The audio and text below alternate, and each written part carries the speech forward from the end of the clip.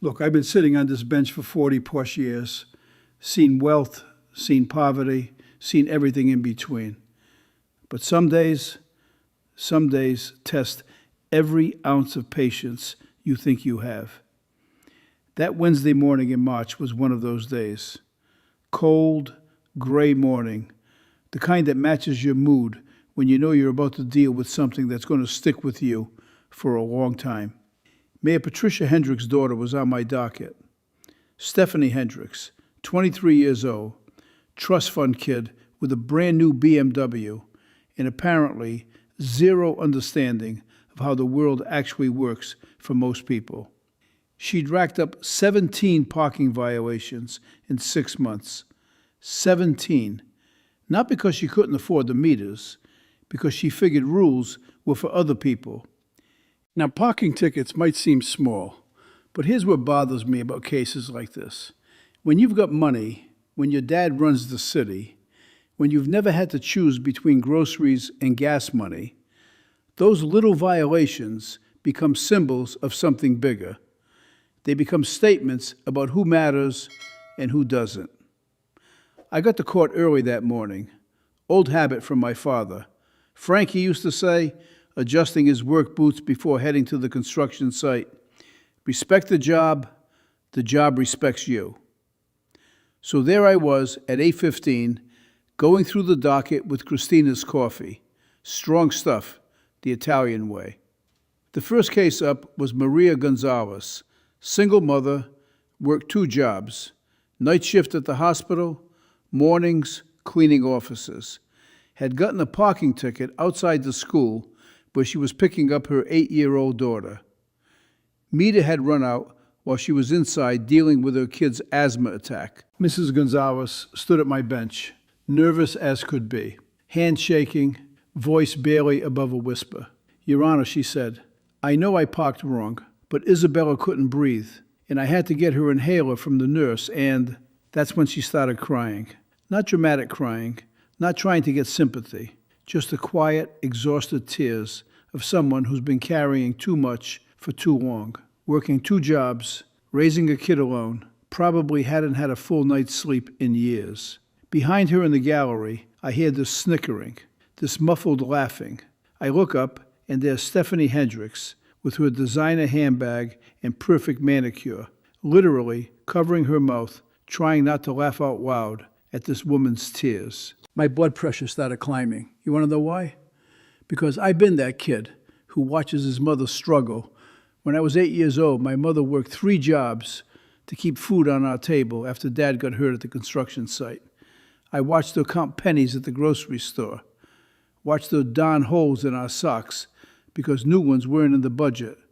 And the idea that someone would laugh at that kind of pain, it made me sick. Mrs. Gonzalez, I said gently, keeping my voice calm for her sake. Tell me about your daughter's condition. Asthma, Your Honor.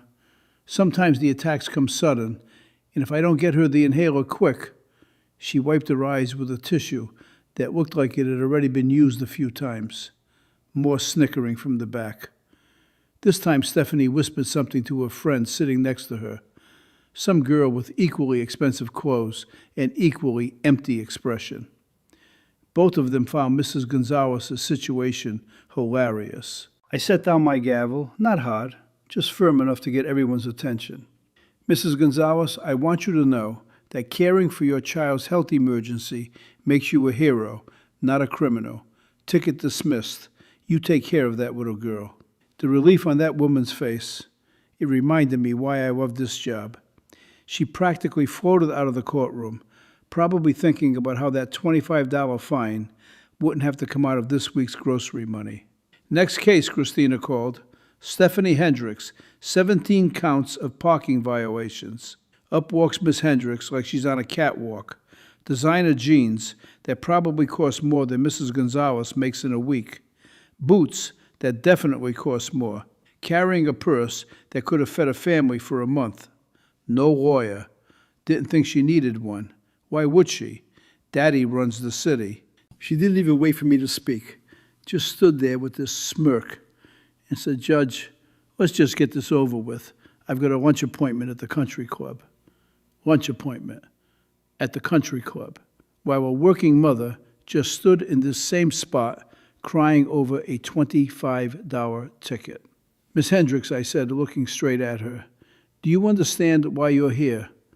Obviously, she replied, examining her nails like she was bored. Some parking tickets. Look, I'll pay whatever fine you want, and we can all move on with our lives. Pay whatever fine I want.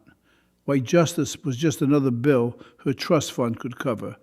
These aren't just some parking tickets, I told her. 17 violations in 6 months.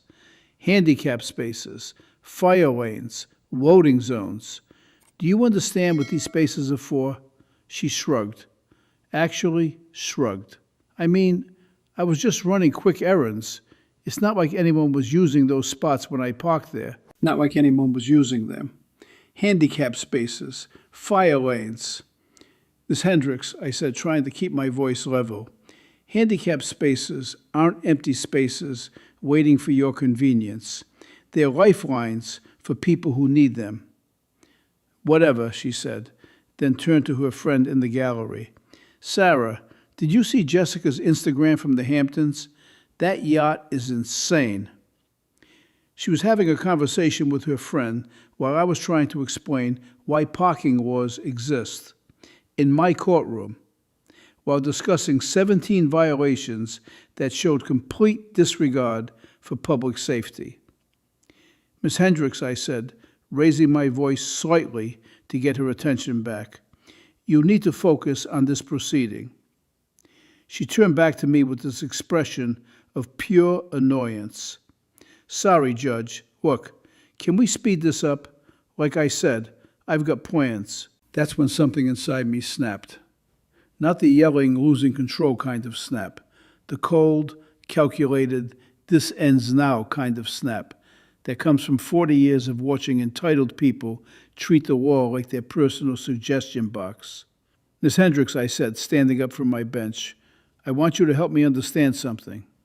A few minutes ago, you were laughing at Mrs. Gonzalez, a working mother who was crying over a single parking ticket she got while helping her daughter through an asthma attack. What exactly did you find funny about that situation? Her face went red. Caught. I wasn't laughing at anyone. I saw you. The whole courtroom saw you. So I'll ask again. What was funny about watching a mother struggle? She looked around the courtroom, probably hoping someone would rescue her. But her friend was suddenly very interested in her phone, and everyone else was watching this privileged kid finally get called out. I don't know, she mumbled. It was just a parking ticket. She was being dramatic. Dramatic. A mother worried about her child's medical emergency was being dramatic. That's when I knew this wasn't just about parking tickets anymore. This was about teaching someone who'd never faced consequences what real responsibility looks like. Miss Hendricks, I said, sitting back down and folding my hands. You think Mrs. Gonzalez was being dramatic about a $25 fine? Yeah, kind of. It's $25. Who cries over $25? Who cries over $25?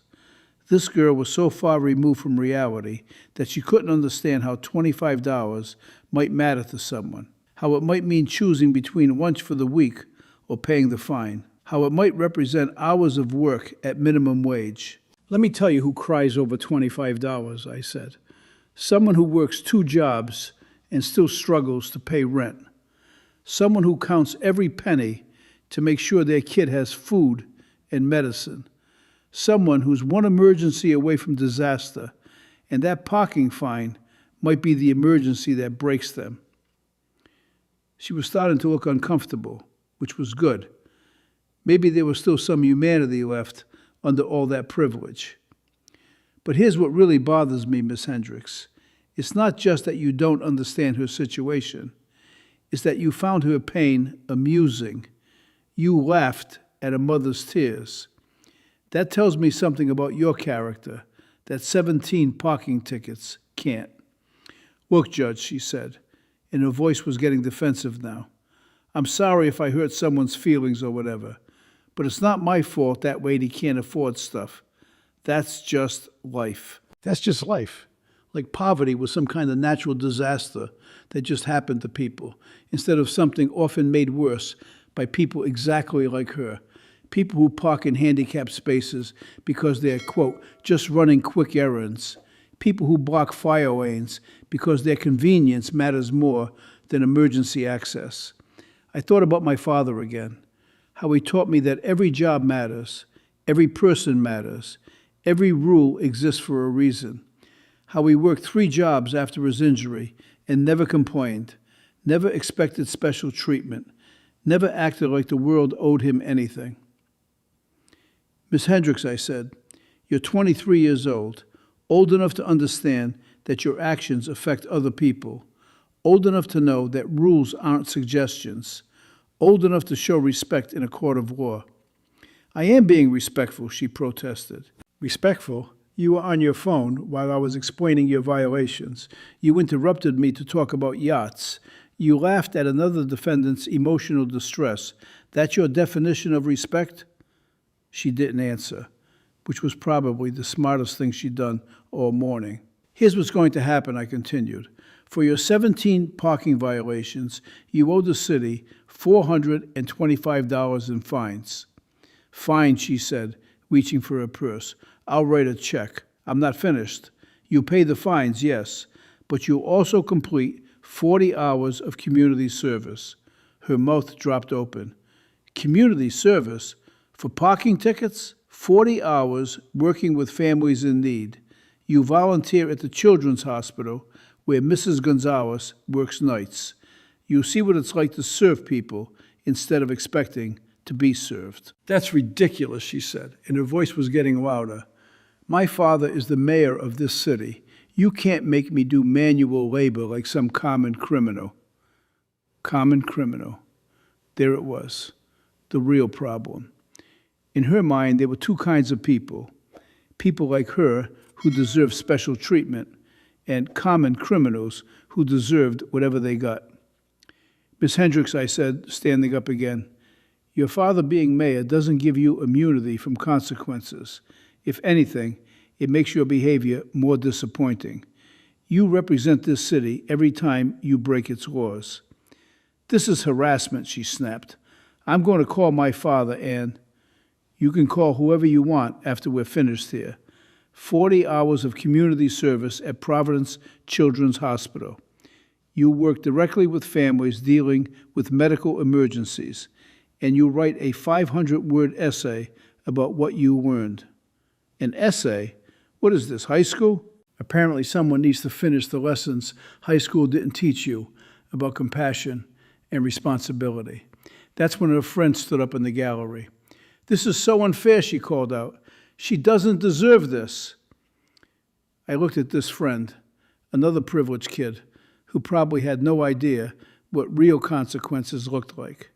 Miss, I said, you're welcome to observe, but you will not interrupt these proceedings.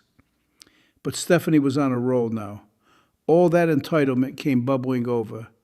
You know what, she said, her voice echoing through the courtroom. This is exactly what's wrong with this city. People like you holding back people like me. 40 years on the bench, and this spoiled kid thought I was the problem. Miss Hendricks, I said, my voice getting colder. People like me work to ensure the law applies equally to everyone. People like you seem to think it shouldn't apply to you at all. That's when she completely lost it. You're just jealous, she screamed. Jealous because we have money and you're stuck in this pathetic little courthouse. The courtroom went dead silent. Christina stopped typing and just stared. This girl had just insulted every person who came through my courtroom. Miss Hendricks, I said, my voice quiet but clear.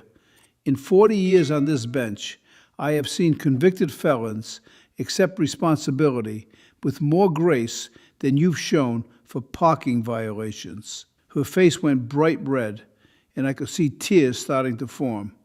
Good. Maybe she was finally understanding that real consequences were coming. Let me tell you what Mrs. Gonzalez has that you don't, I continued. She has dignity in the face of struggle. She has love that motivates her to work 2 jobs for her daughter. Those are treasures your trust fund can't buy. The tears were flowing now, and for the first time since she walked into my courtroom, Stephanie Hendricks looked like the 23-year-old kid she actually was. Your community service starts Monday, I said. You'll report to Dr. Maria Santos at Providence Children's Hospital at 7 a.m. You'll work with families navigating medical emergencies. She looked up at me, mascara running down her cheeks. And you will personally apologize to Mrs. Gonzalez for your behavior today. You will find her at the hospital and tell her that you were wrong to mock her concern for her daughter. Yes, Your Honor, she whispered. Court is adjourned. I'll see you back here in 6 weeks. As the courtroom emptied, Stephanie's friend rushed up to her. Steph, that was so unfair. But something had changed in Stephanie's expression. She looked thoughtful, like she was processing something she'd never had to think about before. Sarah, she said quietly, did you see that woman crying, the one with the sick kid? Yeah, why are you asking? I don't know. I never thought about why someone would cry over $25. 6 weeks later, Stephanie returned to my courtroom. She looked different, still well-dressed, but there was something in her eyes that hadn't been there before. Understanding, maybe? Miss Hendricks, I said, Dr. Santos tells me you've completed your community service requirements. Yes, Your Honor, but I asked if I could continue volunteering even after the 40 hours were finished. That surprised me. Why? Because I met Mrs. Gonzalez at the hospital. She was working her night shift, and I recognized her from court. I apologized to her, like you ordered, but she hugged me, Judge. After the way I acted, she hugged me and said she forgave me. Stephanie's voice was getting emotional. Her daughter, Isabella, is 8 years old, and her asthma medication cost almost $400 a month. $400, Judge. That's more than some people make in a week. She wiped her eyes, genuine tears this time. I realized something that day. When I was laughing at her crying over $25, I had $25 in my pocket that I probably spent on coffee. But for her, $25 mattered. What did you learn from all this, Miss Hendricks? I learned that my problems aren't actually problems. They're inconveniences. And I learned that laughing at someone's pain doesn't make you superior. It makes you small. And what are you going to do with that knowledge? I want to help. Mrs. Gonzalez and I are starting a program to help working parents who can't afford to lose pay when their kids have medical emergencies. This was not the same person who'd stood in my courtroom 6 weeks ago. Miss Hendricks, I said, what changed? Really changed. I met Isabella, she said simply. Mrs. Gonzalez brought her to the hospital one day, and I watched this 8-year-old girl apologize to her mother for being sick. She was worried that needing medicine was causing her mom stress. Her voice cracked. An 8-year-old child was apologizing for having asthma. And I realized that I've never apologized for causing my parents stress, even though I've caused plenty. I thought about how sometimes justice isn't about punishment. Sometimes it's about giving people the opportunity to become who they're meant to be. Miss Hendricks, I said, character isn't built in moments of comfort. It's built in moments of challenge. Yes, Your Honor, I won't forget that. As she turned to leave, she stopped and looked back. Judge Caprio, thank you for not letting me stay who I was. That afternoon, I got a letter delivered to my chambers. It was from Mrs. Gonzalez, written in careful English. Dear Judge Caprio, I wanted to thank you for what you did for Stephanie. I know she was disrespectful in your courtroom, but she has become like family to Isabella and me. She comes to see us twice a week, helps Isabella with homework, and yesterday she took us grocery shopping because she wanted to learn about budgeting. She is a good girl who just needed to learn about real life. Thank you for teaching her instead of just punishing her.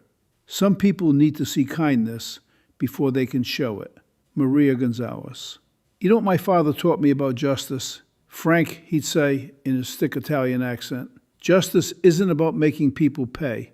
It's about making them grow. Stephanie Hendricks could have paid her fines and walked away unchanged. She could have had her father make some calls and gotten out of the whole thing. But instead, she learned what it means to see other people as fully human, deserving of respect, regardless of their bank account. That's what real pain taught her, not the manufactured drama of having to wait in line or pay parking tickets, but the real pain of watching a mother choose between medicine and food, of seeing a child apologize for being sick, of understanding that privilege comes with responsibility. I still see Stephanie around Providence sometimes. She's in graduate school now, studying social work. Last I heard, her emergency parent fund had helped over 200 families. And Mrs. Gonzalez, she's the program coordinator. Sometimes real pain opens your eyes to real purpose. Sometimes a parking ticket becomes a pathway to becoming a better human being. And sometimes, just sometimes, justice looks less like punishment and more like transformation. I'm Frank Caprio. Remember, the best judgment isn't always in the book. Sometimes it's in giving people the chance to write a better chapter of their own story. Thanks for listening, and God bless.